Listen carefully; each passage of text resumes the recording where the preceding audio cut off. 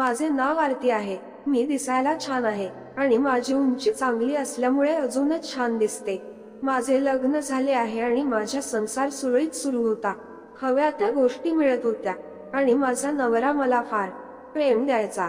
पण एक दिवस नवरा कामावर जाताना त्याचा जोरदार अपघात झाला. जीव वाचला पण माझ्या नवऱ्याचा एक पाय गमावला. आता तो घरीच होता आणि घरी असल्यामुळे पैसेच टंचाई भासत होती. म्हणून आता मी कामावर जायचे ठरवले. माझ्या समोर एक नवरा बायको भाड्याने राहायचे. फार दिवस झाले ते राहत होते, पण आमचे त्याच्याशी जास्त संबंध नव्हते. फक्त दिसले तर 2 शब्द बोलणे, नाही तर एक स्माईल देणे एवढेच होते. पण त्यांना माझ्या नवऱ्याबद्दल माहीत झाले तर ती मला विचारू लागली. ती फारच साधी होती. मी तिला सर्व गोष्टी सांगितल्या तिला आणि ती म्हणाली, तू माझ्या सोबत चल कामाला. पण तुला सिलाई करता येते का?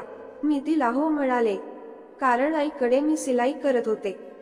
ती कामावर घेऊन गेली आणि मला काम लागले. तिथे बरेच मुली तसेच बाया कामावर होत्या. आता तिच्या सोबत रोज कामावर जाणे आणि येणे सुरू होते.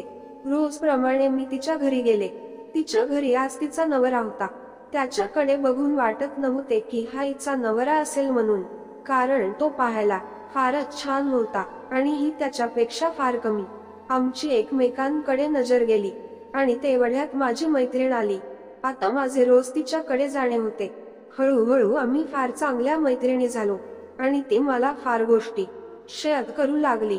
तसेच ती आपल्या प्रायव्हेट गोष्टी पण सांगत होती आणि त्या ऐकल्यावर मला कसे तरी होत होते. पण तिचा नवरा हा माझ्याकडे नेहमी बघायचा. मला त्याची नजर कळली होती, पण तो बोलत काहीच नव्हता. त्यामुळे त्याच्या मनात काय आहे हे समजत नव्हते. असेच फार दिवस चालले. मी जेव्हा पण तिच्याकडे जायचे तो माझ्याकडे बघायचा.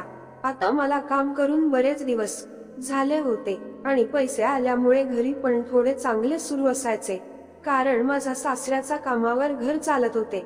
त्यात माझा नवरा, मी आणि माझी सासू एवढे खाणारे. म्हणून आता मला नेहमी काम करणे महत्वाचे झाले होते. काम करून माझे मन तर ठीक होते, पण काही गोष्टी मला मिळणे बंद झाल्यामुळेच मला त्या गोष्टीची फार आठवण यायची. कधी कधी तर त्या गोष्टी फार हव्याशा वाटत होत्या, पण त्या गोष्टी मनात ठेवून गप्प राहत होते. एकदा मी सकाळी तिच्याकडे गेले तर ती आज मी नाही येत बोलली, कारण माझी रात्री झोप नाही झाली म्हणाली. मी तिला गमतीने विचारले, का बर रात्री झोप नाही झाली? तर ती मला म्हणाली, काल तर माझ्या नवऱ्याने मला फारच त्रास दिला, कारण ते 1 आठवड्यासाठी बाहेर गेले होते आणि काल रात्री उशिरा आले. आम्ही जेवण केले, तसेच त्यांना काही गोष्टी एवढ्या दिवसापासून मिळाल्या नव्हत्या, म्हणून आम्ही त्या पूर्ण करत होतो आणि वेळ कसा गेला माहीतच नाही पडले. आता मला या गोष्टी ऐकून माझे जुने दिवस आठवू लागले आणि माझ्या शरीरात थरकाप सुटू लागला. एके दिवशी संध्याकाळी मी तिच्याकडे गेले तर तिचा नवरा घरी होता. तो म्हणाला, ती बाजारात गेली आहे, येईलच लवकर. पण मी जाऊ लागले तर म्हणाला, बसा थोडा वेळ, मी चहा ठेवत आहे. काही वेळाने तो चहा घेऊन आला. तसेच मला विचारपूस करू लागला. तो म्हणाला, मला माझ्या बायकोने फार गोष्टी सांगितल्या आहेत, म्हणून तुम्हाला कधी पण माझी आवश्यकता पडली तर मला सांगा. तसेच मला म्हणाला, आजकाल तुम्ही फार त्रास सहन करत आहात आणि नेहमी टेन्शन मध्ये असता. मी त्याला म्हणाले, असे काही नाही आहे. तर तो म्हणू लागला, मला माझ्या बायकोने तुमची प्रत्येक गोष्ट सांगते. आता मी काहीच बोलले नाही, कारण मी तिला माझ्याबद्दल सर्वच गोष्टी सांगितल्या होत्या. तर मी पण त्याला म्हणाले, मला पण तुमच्या बायकोने सर्व गोष्टी सांगितल्या आहेत. तर तो हसला आणि म्हणाला, त्यात काय, ती फार साधी आहे. पण मी तिला कुठल्याच गोष्टीची कमी होऊ देत नाही. आणि तुम्हाला कामाला घेऊन जायचे की नाही, तिने आधी मलाच विचारले होते आणि मीच तिला म्हणालो, घेऊन जा त्यांना, ते फार चांगले आहे. आता मी त्याच्याकडे बघून म्हणाले, तुम्हाला कसे कळले मी छान आहे म्हणून? तर तो म्हणाला, मी नेहमी तुमच्याकडे बघत होतो आणि तुमच्या वागण्यावरून मला समजले होते. आता पण तुम्हाला प्रत्येक गोष्टीचा त्रास आहे, तरी सुद्धा तुम्ही त्या मनात ठेवून आयुष्य जगत आहात, म्हणून तुम्ही मला फार छान वाटता. हे ऐकल्यावर तर माझे मन भरून आले.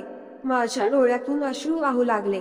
तो एकदम जवळ आला आणि म्हणाला, तुम्ही रडू नका, त्याची आपुलकीची भावना बघून मला फार छान वाटू लागले, कारण तो जसा दिसत होता तसेच त्याचे मन पण होते. पण मला आता इथे येऊन फार वेळ झाला होता, म्हणून त्याला म्हणाले, आता निघते मी. त्याने माझ्याकडे बघून स्माईल दिली आणि म्हणाला, काळजी घ्या आपली. मी पण त्याच्याकडे बघून स्माईल केली. पण आता तो नेहमी माझ्या सोबत बोलायचा आणि मला पण त्याच्या सोबत बोलायला आवडत होते. तसेच तो मला इतर डॉक्टरचे पण सांगू लागला, ज्यामुळे माझा नवरा लवकर बरा होऊ शकतो. आणि त्याच्या ह्या गोष्टीमुळे मनात कुठेतरी त्याची जागा होऊ लागली.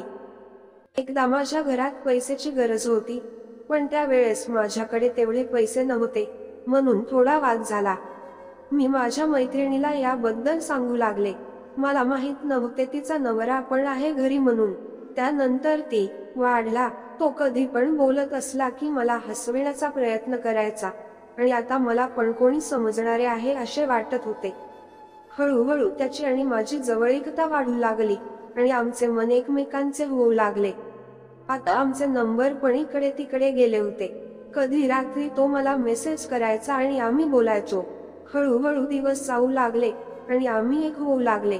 आणि एक दिवस मी कामाला गेले नव्हते. मी तिला सांगण्यासाठी तिच्या घरी गेले, पण मला घरी कोणी दिसले नाही.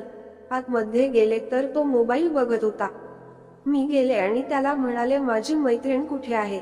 तर तो म्हणाला, ते तर कामावर निघून गेली. आता घरी तो आणि मीच होते आणि ते वातावरण मला थोडे वेगळेच वाटू लागले. तेवढ्यात तो म्हणाला, ये ना बस. आता मी बसले. तो पण माझ्याजवळ आला आणि म्हणाला, मैत्रीणच हवी आहे की अजून कोणी? तर मी हसले आणि त्याने हळूच आपले हात माझ्याकडे केले. तसेच मी त्याच्याकडे बघताच त्याने माझ्यावर ठेवले. त्याच्या त्या ठिकाणी स्पर्श होताच माझ्या अंगात वीज धावू लागली आणि शरीरात थरकाप सुटू लागला. आम्ही फार वेळ त्या स्थितीमध्ये होतो आणि मी पण त्याला साथ देत होते, कारण अनेक दिवसानंतर आज हा वेळ मला अनुभवायला मिळणार होता. त्याने वेळ न करता माझ्या त्या गोष्टीपर्यंत पोहोचला आणि हळूहळू त्याचा आनंद घेऊ लागला. तो असा करत होता आणि मला दुप्पट आनंद येत होता.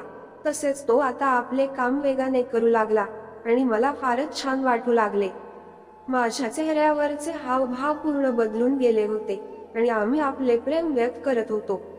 आम्ही असे करत असताना तो म्हणाला, फार दिवसापासून तुला या दिवसाची वाट होती, पण तरी तू सर्व गोष्टी मनात ठेवून आयुष्य सुखाने जगत होते.